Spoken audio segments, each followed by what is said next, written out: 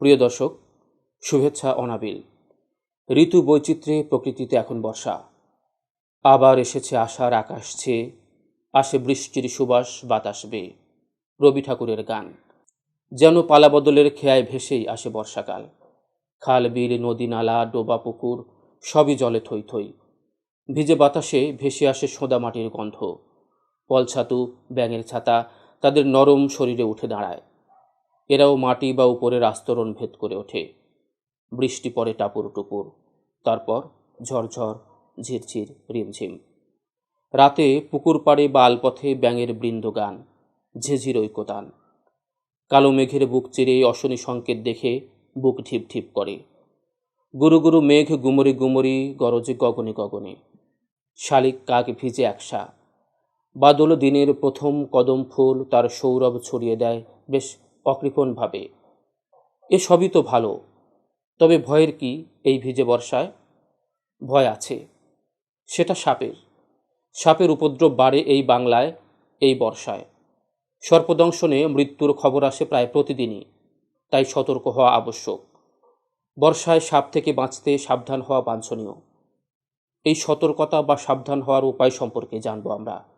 তবে তার আগে প্রিয় দর্শক, মিডিয়া মিরর চ্যানেলটি সাবস্ক্রাইব করে, লাইক কমেন্ট শেয়ার করে, বেল বাটন প্রেস করে ঋদ্ধ করুন কৃতজ্ঞতায়। আপনাদেরকে সঙ্গে নিয়েই পায়ে পা মিলিয়ে আমরা পৌঁছে যেতে চাই কাঙ্ক্ষিত লক্ষ্যে। So dear friends, let's go ahead together.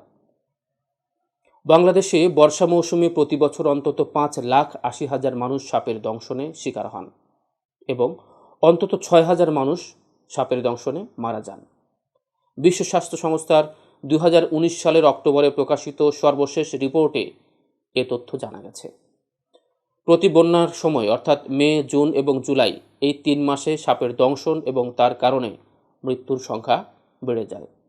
বন্যপ্রাণী, বিশেষ করে সাপ এবং সাপের দংশনজনিত মৃত্যু এবং শারীরিক ও মানসিক আঘাত নিয়ে কাজ করেন এমন বিশেষজ্ঞরা বলছেন, চট্টগ্রাম, কক্সবাজার, রাজশাহী এবং ময়মনসিংহ এলাকায় সাপের কামড় এবং তা থেকে মৃত্যুর ঘটনা সবচেয়ে বেশি।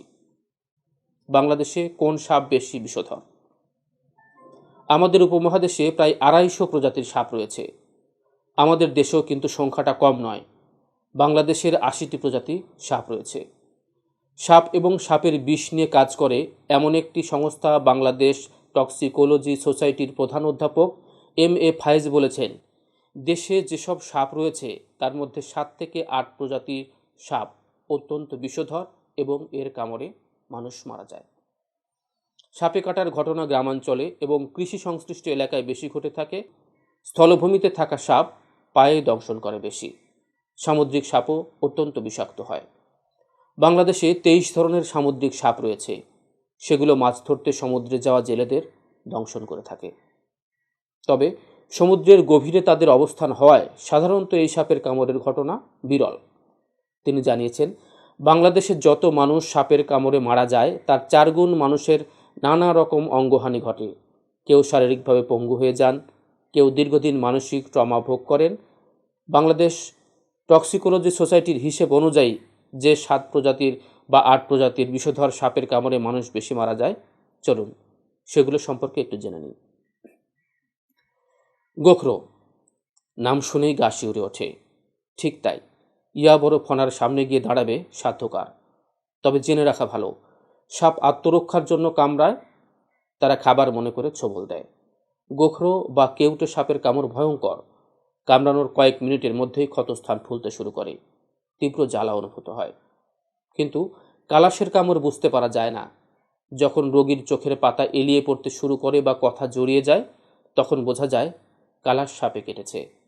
চন্দ্রবোরার কামড় বোঝা যায়, তবে বিষ খুব দ্রুত ছড়িয়ে পড়ে। বিষ আসলে কি? বিষ অত্যন্ত ঘন প্রোটিন, যা বিভিন্ন ভারী রাসায়নিকের মিশ্রণ। সাপের দাঁত শিরায় ক্ষত সৃষ্টি করে বিষ ঢেলে দিলে মানুষের অবস্থা সংকটাপন্ন হয়ে ওঠে। বাঁধন দিয়ে বিষের প্রসার রোধ করা যায়, এটি 16 আনা ভ্রান্ত ধারণা। অনেক সময় তীব্র বাঁধনের ফলে বা শক্ত করে বাঁধার ফলে পরবর্তীকালে ক্ষতকে ঘিরে পচন তথা গ্যাংগ্রিন হয়ে যায়। তখন সেই অঙ্গ কেটে বাদ দিতে হয়, অনেক ক্ষেত্রে এটিও দেখা গেছে। চলুন জেনে নিই কিছু সাপ সম্পর্কে। কালাশ। কালাশ সাপ বিভিন্ন নামে পরিচিত, যেমন কালচে, কালাশ, ঘামচাটা, শিয়রচিতি, নিশিচিতি ইত্যাদি। এশিয়ার সবচেয়ে বিষধর সাপ বলেও অনেকে একে মনে করেন। কালো গায়ের ওপর চুরির মতো সাদা বেষ্টনী দিয়ে কালাশকে সাজিয়েছে প্রকৃতি। কালাশের কামড় খুব একটা বোঝা যায় না। নিশাচর এই সাপটি মানুষের ঘুমন্ত অবস্থায় বিছানায় উঠে দংশন করে থাকে। এদের কামড়ে ভারতের পশ্চিমবঙ্গ এবং বাংলাদেশে প্রতি বছর অনেক মানুষ মারা যায়। কালাশের কামড় খেলে কারো ভোরের দিকে পেট ব্যথা, পা ফোলা, জ্বর জ্বর ভাব, চোখের পাতা পড়ে আসা ইত্যাদি নানা উপসর্গ দেখা দিতে পারে। চন্দ্রবোরা বা রাসেল ভাইপার, আরেক নাম উলুবোরা, অত্যন্ত দ্রুত চলে আর ভীষণ বদরাগী প্রকৃতির সাপ। কৃষিকাজে মাঠে ঘাটে যারা কাজ করে তারা কেউটে বা চন্দ্রবোরার শিকার হয় বেশি। চন্দ্রবোরার কামড়ে ক্ষতস্থানে বেশি রক্তক্ষরণ হয়, তাই দংশিত ব্যক্তি তীব্র ভয়ে হৃদযন্ত্র বিকল হয়ে মারা যায়। বাংলাদেশে যেসব সাপ দেখা যায় তার মধ্যে রাসেল ভাইপার সবচেয়ে বিষাক্ত। এই সাপটি প্রায় 100 বছর আগে বাংলাদেশ থেকে প্রায় বিলুপ্ত হয়ে গিয়েছিল, অর্থাৎ পরপর কয়েক দশকে এর একটি সাপও দেখা যায়নি। কিন্তু গত 10-12 বছর আগে থেকে আবার এই সাপের দংশনের ঘটনা বিভিন্ন জায়গায় দেখা যাচ্ছে। টক্সিকোলজি সোসাইটির অধ্যাপক ফায়েজ বলছিলেন, প্রথমে রাজশাহী অঞ্চলে এই সাপের অস্তিত্বের প্রমাণ মিললেও এখন এই সাপ বেড়ে ক্রমে ফরিদপুর অঞ্চল পর্যন্ত দেখা যাচ্ছে। কিন্তু এই সাপ হঠাৎ করে কেন আর কিভাবে ফেরত এসেছে তা নিয়ে এখন বাংলাদেশ গবেষণা চলছে। তবে অনেকে মনে করছেন ভারত থেকে বন্যার পানিতে ভেসে এই সাপ রাজশাহী হয়ে দেশের বিভিন্ন প্রান্তে ছড়িয়ে পড়েছে। এই সাপ কাটলে স্নায়ু অবশ হয়ে আসে, রক্ত জমাট বেঁধে যায়। কিং কোবরা বা শঙ্খচূড়, একে রাজগোখরাও বলা হয়। ভয়াবহ বিষধর এই শঙ্খচূড় অন্য গোখরার তুলনায় আকৃতিতে বেশ লম্বা। এর ফনায় অন্য গোখরার মতো চশমার মতো বলয় থাকে না। শঙ্খচূড় বাংলাদেশ, ভুটান, বার্মা, কম্বোডিয়া, চীন, Bharat, Indonesia, Nepal, Philippine, Singapore, Thailand এসব দেশে বেশি দেখা যায়। ক্রেইট বা শঙ্খিনী, এই সাপকে শঙ্খিনী এবং শাঁকিনী, অনেকে সাপিনী সাপ নামেও বলে থাকেন। পৃথিবীতে ক্রেইট বা শঙ্খিনী জাতের সাপের মোট 8টি প্রজাতি রয়েছে, এর মধ্যে 5টি প্রজাতি বাংলাদেশে পাওয়া যায়। এই ক্রেইট জাতের সাপকে স্থানীয়ভাবে কেউটেও বলা হয়। এ সাপ বাড়ির আশেপাশে বা লাকড়ির মধ্যে শুকনো জায়গায় সাধারণত বসবাস করে। সবুজ বোরা, সবুজ বোরা বা গ্রিন ভাইপার সাপকে স্থানীয়ভাবে গালঢাউয়া সাপও বলে। এর মাথার অংশ মোটা বলে এই নামকরণ। এই জাতের মোট 6টি প্রজাতি বাংলাদেশে দেখা যায়। এই সাপ সুন্দরবন এবং পাহাড়ি এলাকার জঙ্গলে থাকে বলে এটি মানুষের মুখে, মাথায় এবং গায়ে দংশন করে। এর দংশনে স্নায়ু ও মাংসপেশিতে রক্তপাত হয় এবং মস্তিষ্কে প্রচণ্ড আঘাত লাগে। এবার আসুন বিষাক্ত সাপ চেনার কয়েকটি সহজ পদ্ধতি সম্পর্কে জেনে নিই। বিষাক্ত সাপের তালিকায় রয়েছে চন্দ্রবোরা, কালাচ, গোখরো, কেউটে প্রভৃতি। অপরদিকে দাঁড়াস, কালনাগিনী, জলঢোরা সাপ অনেক সময় বিষাক্ত সাপের তকমা পেয়ে বেঘরে মানুষের হাতে মারা পড়ে। গোখরো সাপের ফনার পিছনে চশমার গোলকের মতো নকশা থাকে। সাধারণত এই সাপ লোকালয়ে ইঁদুর ধরতে আসে। খাবারের সন্ধানে গৃহস্থ বাড়িতে ঢুকলেই তৈরি হয় বিপত্তি। বিষাক্ত সাপের চোখের মণি সাধারণত উপবৃত্তাকার বা একটু লম্বাটে হয়।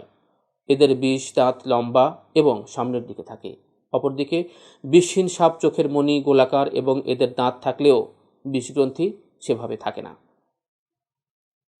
বিষাক্ত সাপের আঁশের সজ্জা হয় 2 সারিতে বা খোপ খোপ করে। অপরদিকে বেশিরভাগ নির্বিষ সাপের আঁশের সজ্জা হয় লম্বালম্বি। বিষাক্ত সাপের কামড়ের ক্ষতস্থান বোঝা যায়, অর্থাৎ গভীর হয় এবং ক্ষতস্থানে অত্যন্ত জ্বালা করে। সেক্ষেত্রে 2টি দাঁতের চিহ্ন স্পষ্ট বোঝা যায়। কালাশ সাপ নিয়ে গ্রাম বাংলায় প্রচলিত আছে। ঘামের গন্ধে নাকি এই সাপ বিছানায় পর্যন্ত উঠে আসে। দেয়াল বাইতে সাপের জুড়ি মেলা ভার। গভীর রাতে ব্যাঙ এবং ইঁদুর ধরতে বাড়ির আনাচে কানাচে ঘুরে বেড়ায়। কালাচ এবং ঘরগিন্নি সাপ অনেকটা একই ধরনের দেখতে, অথচ ঘরগিন্নি সাপ বিষহীন, কালাচ খুব আস্তে দংশন করে, যা সাধারণত টের পাওয়া যায় না, ফলে অনেক সময় ঘুমের ঘোরেই নেমে আসে মৃত্যু। চন্দ্রবোরা সাপ একটু বাদামি রঙের হয় এবং অপেক্ষাকৃত তার দেহ মোটা হয়। রেগে গেলে মুখ থেকে হিসিস শব্দ করে। এদের বিষে রয়েছে মারাত্মক হেমোটক্সিক। এই বিষ সাধারণত মানুষের রক্তের উপরে কাজ করে। বাগানে বা জঙ্গলের শুকনো পাতার সাথে সহজে মিশে থাকতে পারে এই সাপ, যার কারণে সহজে চেনা মুশকিল। বিষাক্ত সাপের বিষে থাকে এনজাইম, যা মানব শরীরের কার্বোহাইড্রেট, প্রোটিন এবং লোহিত কণিকাকে দ্রুত ভেঙে ফেলে। ফলে মানব শরীরের রক্তচাপ কমে গিয়ে পেশি নিয়ন্ত্রণ হারিয়ে যায়। এছাড়াও সাপের বিষে থাকে বিষাক্ত নিউরোটক্সিন, যা মানব শরীরের জন্য অত্যন্ত ক্ষতিকারক। প্রিয় দর্শক, আসুন এবার জেনে নিই সাপের কামড়ের হাত থেকে রক্ষা পাওয়ার উপায় এবং সাপে কাটলে কী করা যাবে কী করা যাবে না সেসব সম্পর্কে। ফেসবুকে অনেককে আমরা দেখেছি যে বাসস্থানে লাইফ বয় সাবান কেটে রাখা, মরিচ পোড়া বা কার্বলিক অ্যাসিড রাখলে সাপ আসবে না বলে প্রচার করছেন। এগুলো কোনো কাজে আসবে না। এটা সম্পূর্ণ অবৈজ্ঞানিক পদ্ধতি। বিজ্ঞানে এর কোনো ভিত্তি নেই। বরং সতর্ক থাকা এবং মশারি টাঙিয়ে ঘুমানোই হতে পারে সাপের কামড় থেকে বাঁচার একমাত্র উপায়। মরিচ পোড়া সহ এগুলো সব অর্থহীন প্রচার। এভাবে কখনো সাপ তাড়ানো যায় না। বর্ষাকালে বন্যা দুর্গত এলাকায় মানুষ সাপের উপদ্রব থেকে কিভাবে রক্ষা পাবে, সাপে কাটলে কি করবে, কি করা উচিত, এসব বিষয়ে কথা বলেন সরীসৃপ ও বন্য প্রাণী বিশেষজ্ঞ আদনান আজাদ আসিফ। সাপ সচরাচর গর্তে থাকা প্রাণী উল্লেখ করে তিনি বলেন, এরা অন্ধকারে নিজেদের লুকিয়ে রাখে। এটা নির্বিষ ঢোড়া সাপ থেকে গোখরা সাপ পর্যন্ত সবসময় মানুষের কাছ থেকে নিজেকে আড়াল করে রাখে। শুধু তাই নয়, সূর্যের তাপ বা আলো থেকে বাঁচার জন্যও এরা নিজেকে আড়াল করে।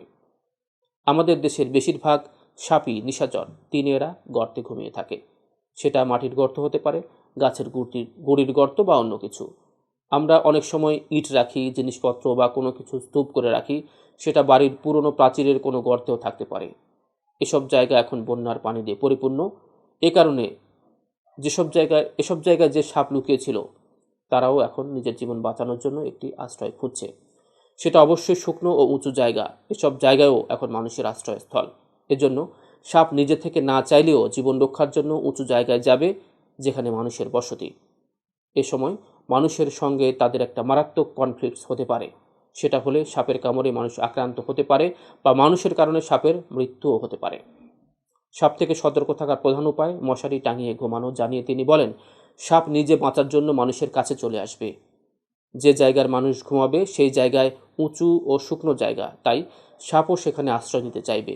মশারি শুধু টাঙালে হবে না, গুজে ঘুমাতে হবে।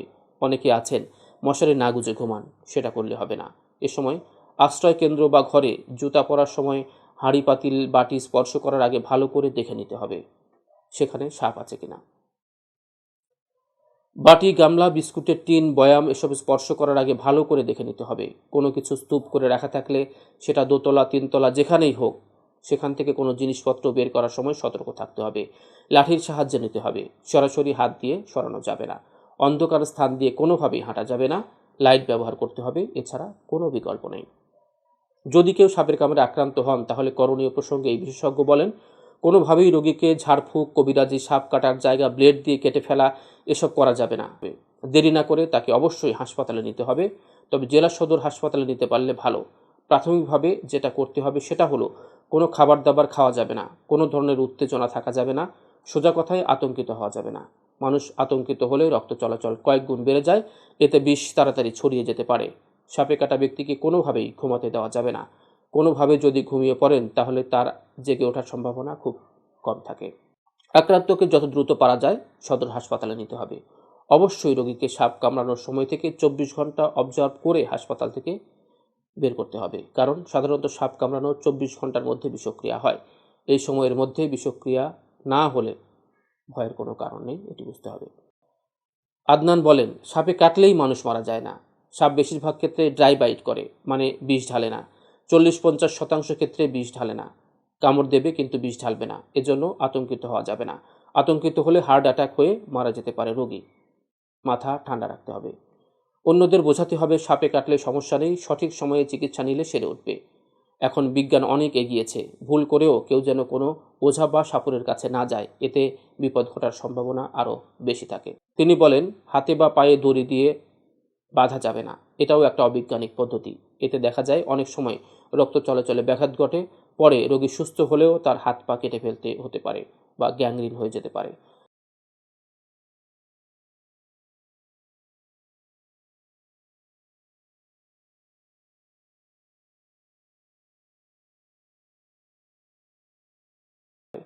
আশেপাশের লোকজনও যেন আতঙ্কিত না হয়। অনেক সময় নির্বিষ সাপ কামড় দিলেও মানুষ মারা যায় আতঙ্কে। যতটা সম্ভব নিজেকে শান্ত রাখতে হবে। এই প্রাণী বিশেষজ্ঞ অনুরোধ করেন, বন্যার সময় যদি সাপ সামনে পড়ে যায় না মেরে বন বিভাগকে খবর দিতে বা সম্ভব হলে 999-এ ফোন দিতে। তাহলে সাপ রেস্কিউ টিম পাঠাবে। মানুষ সাপকে আক্রমণ করতে গিয়ে বেশি আক্রান্ত হয়। এটা করা যাবে না। সাপ দেখলে তার থেকে দূরে থাকতে হবে। যেহেতু বিশ্ব প্রকৃতির বাস্তুতন্ত্র রক্ষা করতে সাপের অবদান অনেক, তাই সাপ না মেরে সংরক্ষণ করা উচিত। অতএব দর্শক, শত্রু নয় বন্ধু ভাবুন সাপকে। এগিয়ে চলুন, সতর্ক থাকুন, সুস্থ থাকুন। সাপ কথন আজ এ পর্যন্তই। ভালো থাকবেন দর্শক, থাকবেন মিডিয়া মিররের সঙ্গেই। শুভকামনা।